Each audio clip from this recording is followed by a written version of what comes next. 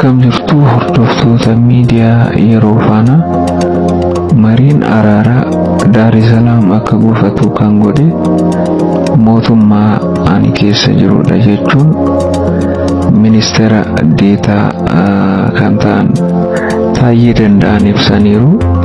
Marii marsaa lammaffaa mootummaa fi WBO gidduutti Daar es Salaamitti gaggeeffamaa ture hordofuun deetaa ministeera kan ta'an obbo Taayyee Danda'an miidiyaa hawaasummaa isaanii irratti yaada isaanii qoodaa akka turan ni yaadatama. Dura yaadni isaan qaban maricha kana kan gufachiise WBO akka turee fi miila marichaa marii araaraa kana gufachiisuuf dhibbee waraana tumamudha jeenya jechuun miidiyaa hawaasummaa irratti yaada isaan ibsanii turanii. Amma garuu dubbiin akkas miti jechuun mootummaa isaanii komachaa akka jiranii fi mootummaan harkaa qaba marii kanas kan gufachiise mootummaa ani keessa jiru dha jechuun BBC waliin marii taasisanii jiru.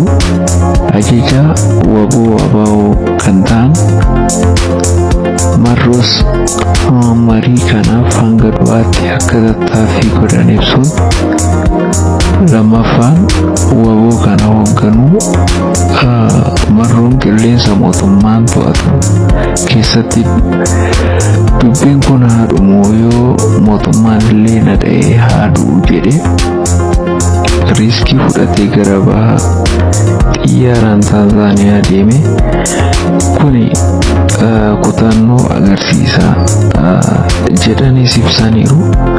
Obbo Taayyee Danda'an qabxiilee ijoo afgaaffii BBC waliin taasisan keessaa badii fi jeequmsi akkasumas burjaajiin Oromiyaa keessa adeemaa jiru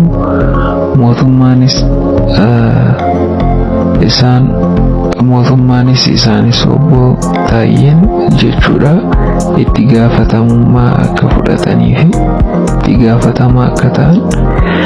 Itoophiyaa keessatti jireenyi qaalii ta'e waggoota 2 darban keessatti parsantii 30 ol akka ta'ee fi malaammaltummaan biyyattii keessa akka malee dagaagee akka jiru, hanni sarara diimaa ta'uu dhiisee afata diimaa akka ta'ee fi maatii fi firoottan isaas akka dararamaa jiran ibsaniiru. Dhimma nageenya Oromiyaa ilaalchisee ministeera muummicha Abiy Ahmad qaamaan marsaa lamatti dubbadheera jechuudhaan BBC faana afgaaffii godhaniiru. Inni jalqabaa waa'ee dhimma abbootii gadaa Karrayyuu ture. Kan sobaan abbootiin gadaa 14 ta'an shaneetu ajjeese jechuudhaan odeessaa turan. Akka soba ta'ee fi yakka kana kan raawwate qondaaltota mootummaa akka ta'an ibseefiin ture jechuudhaan marii BBC afaan Oromoo irratti kaasanii turanii. Egaa sagantaa keenya birootiin amma wal arginutti nagaa ta'a, fayyaa ta'a. Yeroo faana miidiyaa subscribe gochuudhaan hordofaa. Copy link gochuudhaan TikTok keenya irrattis nu hordofaa jecha nagaa.